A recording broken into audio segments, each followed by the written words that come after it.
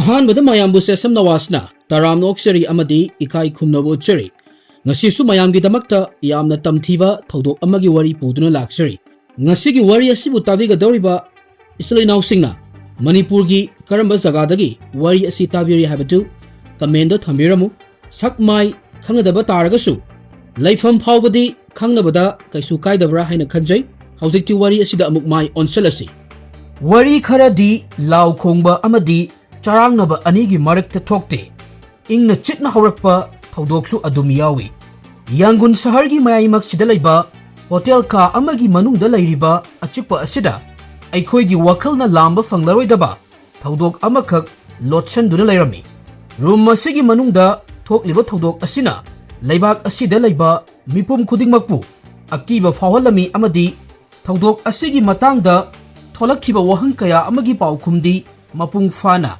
ꯐꯪꯕ ꯉꯝꯂꯝꯗꯦ꯫ ꯉꯁꯤꯒꯤ ꯋꯥꯔꯤ ꯑꯁꯤ ꯆꯍꯤ 12 ꯁꯨꯔꯕꯤ ꯃꯥꯁꯨ ꯃ꯭ꯌꯥꯠꯋꯤꯟ ꯀꯧꯕꯤ ꯅꯨꯄꯤ ꯑꯃꯒꯤꯅꯤ꯫ ꯃꯍꯥꯛꯀꯤ ꯄꯨꯟꯁꯤ ꯑꯁꯤ ꯌꯥꯝꯅ ꯇꯝꯊꯤꯕ ꯀꯤꯅꯤꯡꯉꯥꯏ ꯑꯣꯏꯕ ꯃꯑꯣꯡꯗ ꯂꯃꯈꯥꯡꯗ ꯂꯣꯏꯁꯤꯟꯕꯤꯈꯤꯕꯅꯤ꯫ ꯑꯣꯛꯇꯣꯕꯔꯒꯤ ꯇꯥꯡ 3, 2025 ꯅꯣꯡꯃꯥꯏꯖꯤꯡ ꯅꯨꯃꯤꯠꯀꯤ ꯑꯌꯨꯛꯅꯤ꯫ ꯃꯐꯝꯅ ꯃ꯭ꯌꯥꯟꯃꯥꯔꯒꯤ ꯌꯥꯡꯒꯨꯟꯅꯤ꯫ ꯁꯤꯇꯤ ꯑꯁꯤ ꯇꯞꯅ ꯇꯞꯅ ꯅꯤꯜ ꯈꯣꯡꯕ ꯍꯧꯔꯛꯂꯝꯃꯤ꯫ ꯃꯐꯝꯁꯤꯒꯤ ꯃꯤꯑꯣꯏꯁꯤꯡ ꯃꯥꯒꯤ ꯃꯊꯧꯗ ꯕꯤꯖꯤ ꯑꯣꯏꯕ ꯍꯧꯔꯝꯃꯤ꯫ ꯁ꯭ꯇ꯭ꯔꯤꯠ ꯚꯦꯟꯗꯔꯁ ꯀꯌꯥ ꯑꯃꯅ ꯄꯣꯠ ꯌꯣꯜꯍꯧꯅꯕ ꯀꯟꯅ ꯍꯣꯠꯅꯔꯤ꯫ ꯒꯥꯔꯤ ꯃꯆꯥ ꯀꯌꯥ ꯑꯃꯅ ꯇ꯭ꯔꯥꯐꯤꯛ ꯅꯥꯟꯊꯣꯛꯇꯨꯅ ꯆꯠꯅꯕ ꯍꯣꯠꯅꯔꯤ꯫ ꯃ꯭ꯌꯥꯟꯃꯥꯔꯒꯤ ꯈ꯭ꯋꯥꯏꯗꯒꯤ ꯆꯥꯎꯕ ꯁꯤꯇꯤ ꯑꯁꯤꯒꯤ ꯅꯣꯔꯃꯦꯜ ꯑꯣꯏꯕ ꯅꯨꯃꯤꯠ ꯑꯃꯈꯛꯅꯤ꯫ ꯕ꯭ꯌꯨꯇꯤ ꯂꯦꯟ ꯍꯣꯇꯦꯜꯒꯤ 5ꯁꯨꯕ ꯐ꯭ꯂꯣꯔꯗ ꯅꯨꯃꯤꯠꯁꯤꯗ ꯌꯥꯝꯅ ꯅꯨꯡꯉꯥꯏꯇꯕ ꯊꯧꯗꯣꯛ ꯑꯃꯈꯛ ꯊꯣꯛꯂꯝꯃꯤ꯫ ꯔꯨꯝ ꯅꯝꯕꯔ 502 ꯑꯁꯤ ꯃꯄꯥꯟꯗꯒꯤ ꯌꯦꯡꯕꯗ ꯑꯇꯣꯞꯄ ꯍꯣꯇꯦꯜꯒꯤ ꯃꯇꯧꯒꯨꯝ ꯑꯣꯏꯔꯝꯃꯤ꯫ ꯔꯨꯝ ꯑꯁꯤꯒꯤ ꯁ꯭ꯄꯦꯁ ꯑꯁꯤ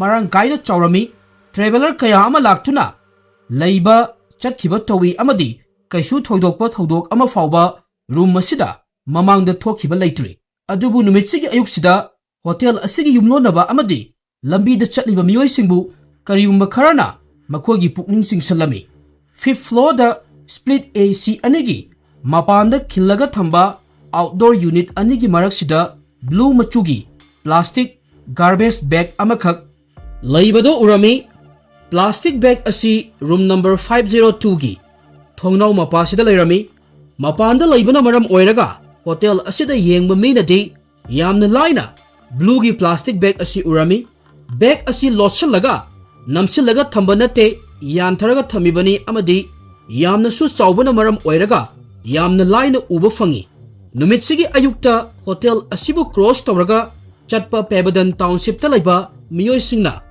ꯕꯦꯒ ꯑꯁꯤ ꯈꯨꯗꯛꯇ ꯑꯗꯨꯝ ꯎꯔꯝꯃꯤ꯫ ꯕꯦꯒ ꯑꯁꯤ ꯌꯦꯡꯕꯗ ꯅꯣꯔꯃꯦꯜ ꯑꯣꯏꯕ ꯃꯥꯟꯗꯦ꯫ ꯃꯅꯨꯡꯗ ꯌꯥꯝꯅ ꯂꯨꯝꯕ ꯄꯣꯠ ꯑꯃ ꯌꯥꯎꯕꯒꯤ ꯕꯦꯒ ꯑꯁꯤ ꯌꯥꯝꯅ ꯁꯥꯡꯅ ꯁ꯭ꯇ꯭ꯔꯦꯆ ꯇꯧꯔꯒ ꯌꯥꯟꯊꯗꯨꯅ ꯂꯩ꯫ ꯃꯤꯑꯣꯏ ꯈꯔꯒꯤ ꯃꯇꯨꯡ ꯏꯟꯅ ꯃꯈꯣꯏꯅ ꯍꯣꯇꯦꯜ ꯃꯄꯥ ꯑꯁꯤꯗ ꯂꯦꯞꯍꯟꯈꯤꯕꯒꯤ ꯃꯔꯝꯁꯤ ꯕꯦꯒ ꯃꯅꯨꯡ ꯑꯁꯤꯗꯒꯤ ꯃꯤꯑꯣꯏꯕꯒꯤ ꯈꯨꯠ ꯃꯥꯟꯕ ꯄꯣꯠꯁꯛ ꯊꯤꯟꯗꯣꯛꯇꯨꯅ ꯃꯄꯥꯟꯗ ꯌꯥꯟꯊꯔꯒ ꯂꯩꯕꯗꯨ ꯎꯕꯗꯅꯤ ꯍꯥꯏꯔꯝꯃꯤ꯫ ꯑꯌꯨꯛꯀꯤ ꯃꯇꯝꯁꯤꯃꯛꯇꯗ ꯍꯣꯇꯦꯜꯒꯤ ꯁ꯭ꯇꯥꯐꯅ ꯃꯣꯔꯅꯤꯡ ꯔꯥꯎꯟ ꯆꯠꯄ ꯃꯇꯝꯗ ꯆꯤꯡꯅꯅꯤꯡꯉꯥꯏ ꯑꯣꯏꯔꯕ ꯕꯦꯒ ꯑꯁꯤ ꯊꯦꯡꯅꯔꯝꯃꯤ꯫ ꯍꯣꯇꯦꯜꯒꯤ ꯁ꯭ꯇꯥꯐꯅ ꯃꯁꯥ ꯃꯊꯟꯇ ꯈꯪꯂꯛꯄꯕꯨ ꯑꯣꯏꯔꯕꯁꯨ ꯅꯠꯇ꯭ꯔꯒꯅ ꯍꯣꯇꯦꯜꯒꯤ ꯃꯈꯥꯗ ꯃꯤ ꯂꯥꯡꯕꯗꯨꯅ ꯈꯪꯂꯛꯄ ꯑꯣꯏꯔꯒꯁꯨ ꯀꯩꯒꯨꯝꯕ ꯑꯁꯣꯏꯕ ꯑꯃ ꯂꯩꯔꯦ ꯍꯥꯏꯕꯁꯤ ꯃꯈꯣꯏꯅꯁꯨ ꯈꯪꯂꯝꯃꯤ꯫ ꯍꯣꯇꯦꯜ ꯃꯊꯛꯇꯒꯤ ꯑꯁꯤꯕ ꯍꯛꯆꯥꯡ ꯑꯃ ꯌꯥꯟꯊꯗꯨꯅ ꯂꯩꯔꯦ ꯍꯥꯏꯕꯒꯤ ꯄꯥꯎ ꯑꯁꯤ ꯌꯥꯝꯅ ꯊꯨꯅ ꯁꯟꯗꯣꯛꯈꯤꯔꯝꯃꯤ꯫ ꯍꯣꯇꯦꯜ ꯑꯁꯤꯒꯤ ꯃꯅꯥꯛꯇ ꯃꯤ ꯃꯌꯥꯝ ꯑꯃ ꯇꯤꯜꯂꯝꯃꯤ ꯑꯗꯨꯒ ꯍꯣꯇꯦꯜ ꯃꯊꯛꯇ ꯃꯈꯨꯠ ꯊꯤꯡꯒꯠꯇꯨꯅ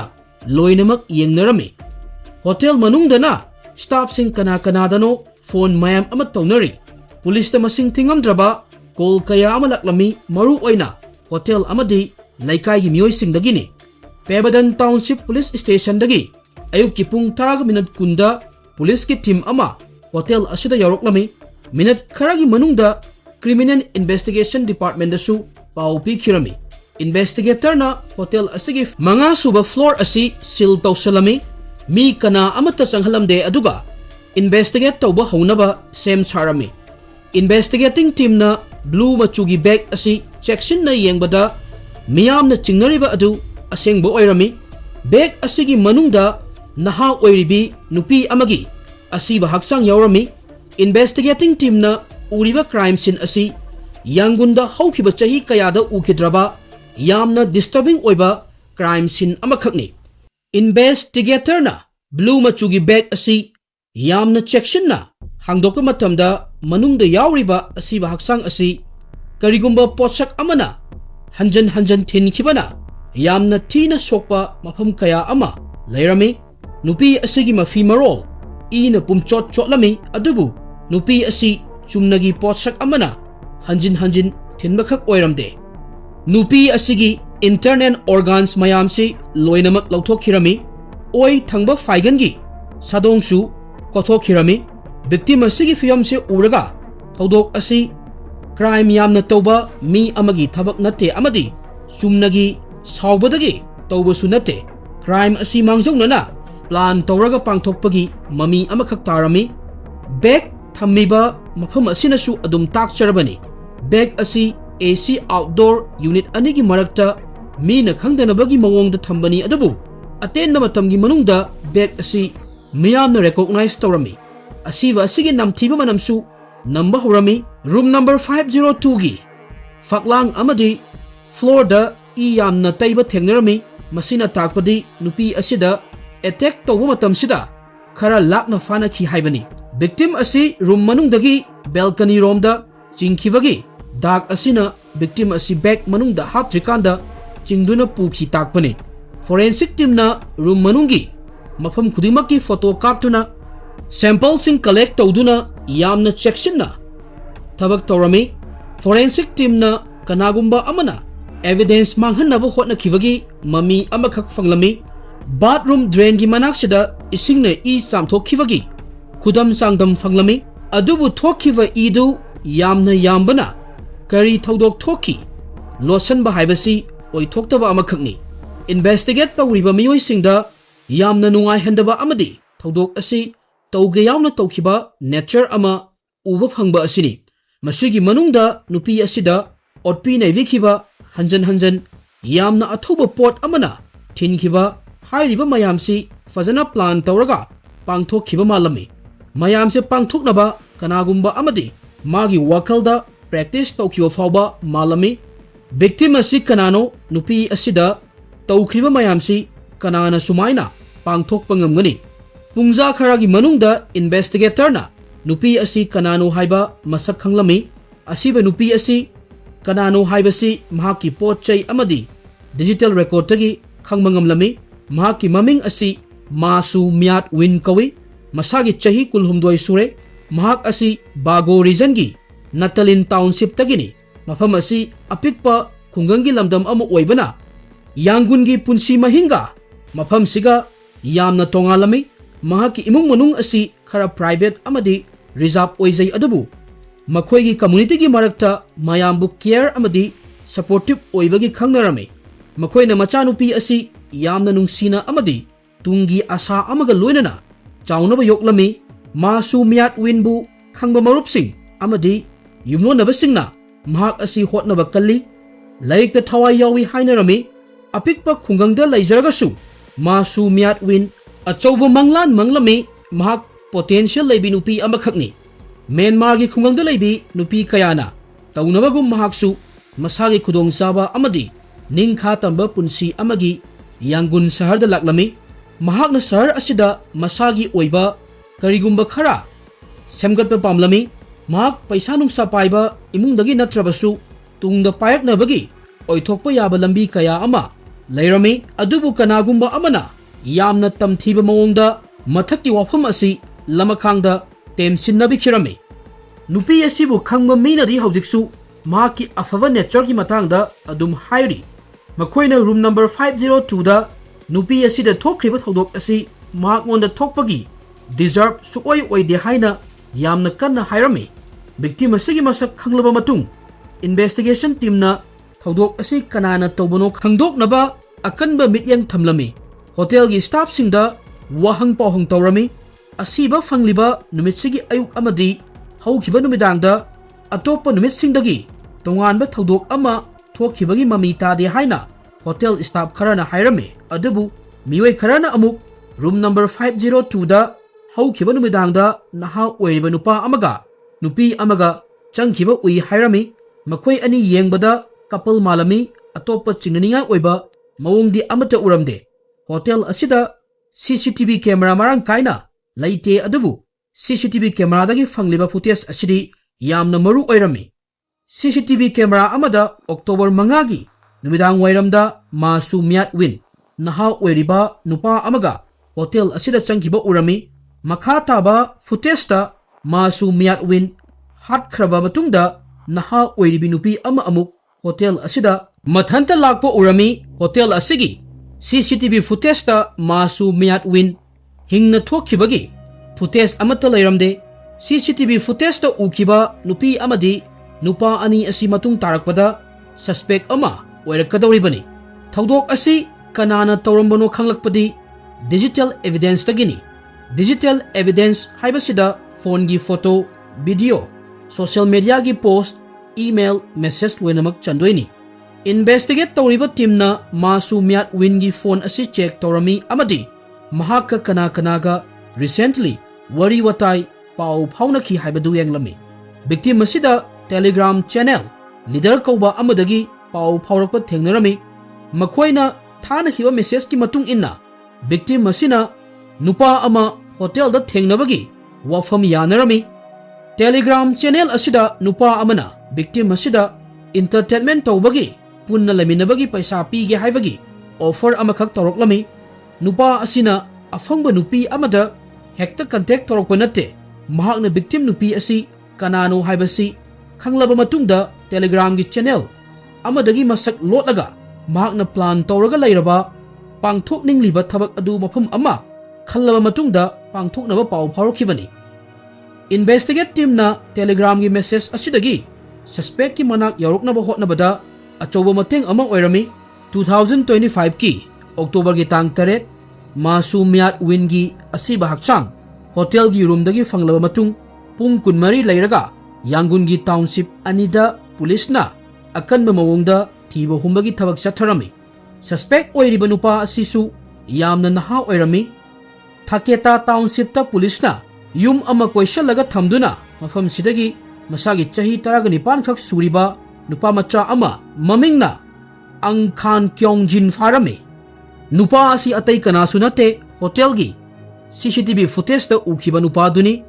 Bahan township tagi police ki atopa team amana Angkhan Kyongjin gi girlfriend su farami. Mahak su hotel asigi CCTV footage ta ukhibani. Nupi asisu masagi chahi 19 sure mamingna ma e mon angkawi. Makhoi animak police na faba asida masana yajarami oppose tawba khotpa amata lairamde. Makhoi anigi location dagi police na fangliba evidence asina makhoi anina Thwdok asi tawkhibani haiba utlami.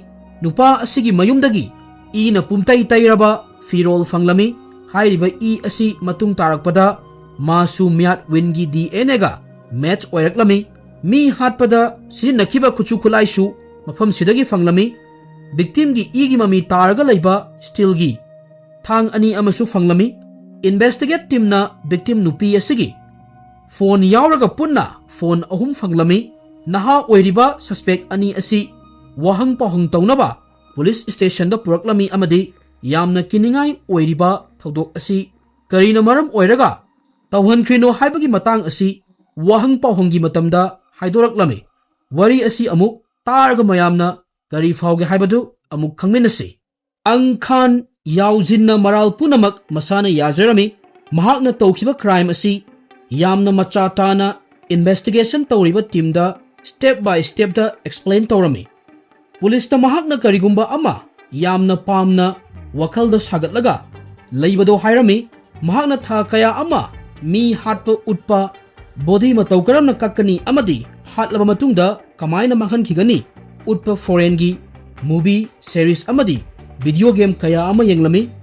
Mahakna hairiba mayamasi hanjan yengduna movie da series ta mi hatpagi technique method na chingbasi tamsalami. Mahaki wakalda mayamsigi mami amakhak tahanduna thamlami. Sum yenglakpadagi hojikti mahakna practical oina pangthokpa pamlaklami. Mahakna mi ama hatlaga amuk kakpa aduga manghankhibasi pangthoklaga masada kari fawi haibagi experience amakhak kanna feel tawba pamlami. October 5 da leader hairiba Telegram channel asidagi Masu Myat Winda contact Torami, Mahakna Masuda Paisa Piraga, Nungai Toko Pamba, Klein Amo in Uhalami, Paisagi Matang Yasinaraga, Makoi Ani, Beauty Land Hotel da, Tengnaba Haina, Yanarami, room number 502 da, Karamba Thwdok Mahaku Ngaiduna Lady Hibasi, Masu Myat Winnadi, Kangzabanate, Makoi Ani room Asida Laklava Matung, Angkan Yauzina Kanghodana, Masu Myat Winda attack Torami, Mahakna Mangzudana, Sem Sarga Tamlamba, Kuchu Kutlai Mayamsi, attack Tobada, Sinarami, Mahakna Nupi Asida, Tangna Hanjan Tinbagi, Yamna Tina Soklami, Matang Sida, Mahaki attack Toba Asileplamde, Mahakna Yankiba Serista Toba Dumaina, Nupi Asigi Masa Asi Amukaktuna, Mahaki internal organ sing Asi Lautoklami, Nupi Asigi Oi Tangba Faigangi,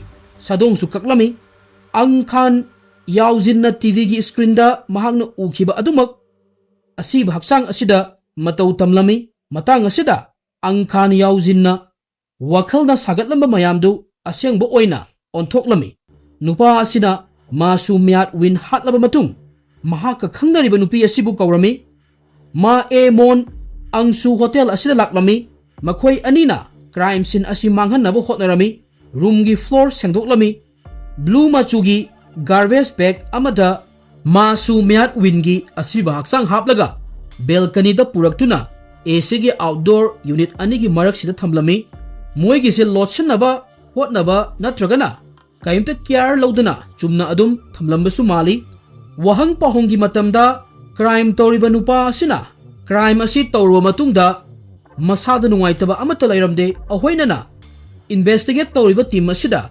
yamna Aruba video game gi level ama mai pakna loisin khibagi mawongda in details ta mahakna tawkhiba mayamdugi wari oina lirame crime asibu tawriba naha oiba nupa nupi asi kanano yamna naha oiriba makoina tamthiraba wakhalna sagatpa fangdraba Thwdok asi karigi pangthokhibano sahi 19 suraba Angkan Yauzin asi mahaki imung manung marup mapangna hairapagi matung inna tumin laiba naitom laijaba mi amakhakni mahak asi ngausinnaba angang amadi nate adubu mahaki makokta kari khali haibadudi kananasu khangmangamba nate mamangdasu panjakhiba mahak asi mihat mipungi TV series movie amadi online game gumasi yamna yengi mahaki online gi history si mihat mipun violence ka mari leinaba ngaktani adubu miyoi millions kaya ama violent oiba TV series movie yang libani video game sanari adusu crime amata tawdana matang sida research kharagi matung inna so kai ka yengmana aikhogi wakalda effect tawi hai adubu khara amana asengba mi hatpaga crime gi so series ka karigumba amata mari leinade hairami Angkan Yauzin hairiba nupasi karina maram oiraga crime related shows mayam si englambadagi masada practical oina pangthokningbagi Itil amakak fauhallaklibanao mihat panupa asi mental health issue leibagi mami amakak urami masigisu mathakta investigator na hojiksu examine taruga leiba taragasu mahak nisa sinnabagi mami amakaksu urami mahaki marupsingi matung inna haukiba tha khara asida mihat panupa asi mathanta game sanaduna TV shows kaya yengduna yumdagi mapan thoktana asengba real world sidagi disconnect torga lay hairami adubu naitom leiba amadi film series yengbana crime tawgani haibadi leite crime asi tawdrikan mamangda mihat panupa asi miyamda mahak asi normal oiba mioi amani haibasi maintain tawraga adum lay haibadi ot oiba thabak pangthokhiba leite haibani adubu hakchang manungdadi mahak asi mi hatningbana khangma ngamdraba mioi amakhakni mahakna tawkhiba crime asi mihat mipuni yauba shows movies yengbana maram oiraga tawkhibra natragana mahaki masa manungda hanadagi yauraga leiba adu fudoraklibra haiba asigi paukhum expert singi mafamda hojiksu leite ma e mon angsu masagi chahi 19 subata ngairibani mahakna hakthengna crime ase tawdragasu mission asi pangthokpada mahaki mateng su yauribani Thwdok asida mahaki role asi picture gasu yamna di maru oirami evidence manghannabu hotnabada mahak su yaukibana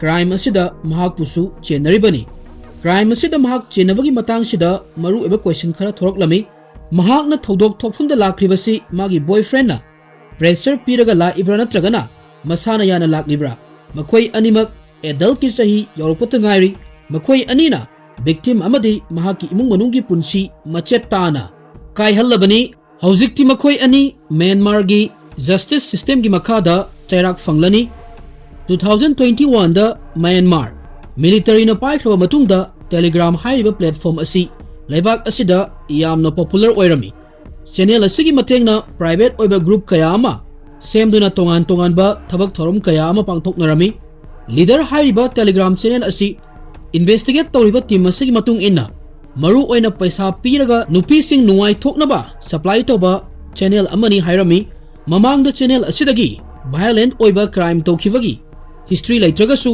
any group amadi channel amada join toba haibasi yamna risky oi nangi information mathang pi khiba yai haibagi warning amakhak authorities na miyam da khanghalami authorities na faraba makhoi animak chap chaba chairak pigani haina miyam da thajaba thamlami hojik ain gi oiba kanglon sing yangun region court ta chatharaga leiri Myanmar Penal Court under section 302 gi makhada boyfriend girlfriend animaki mathakta case lokhatlami sahi kulhumdoi surabi masu miat wingi mihat asina Myanmar masapumba sok ohelami miyamna social media da yamna nuaitaba amadi asauba amaga loinana matau karamna chahi 19 khak suriba makhoi anina asigumba violence asi tawribano khanbada gyan taba ngamjaramde wahang asina haujik matamgi nahasingi kokta khalliba asigi matangda debate kaya amasu tawnarami kari karamba chairak fangani haibadudi aikhoi mayam ngaiminaba tari angakpani matamsi mi haningbagi wakhal ama laklibasi mental health ka yamna mari lainagani khali proper counseling tobiba miyam ga loinaba amadi fiction ga reality ga anigi khenabasu fazana khanghan mathau amatai movie da series to uriba mayamsi reality oina tobada kari karamba chairak fangani khanghan basu masi hairaga ngasigi di wari asi lo shenjarage. Thank you everyone.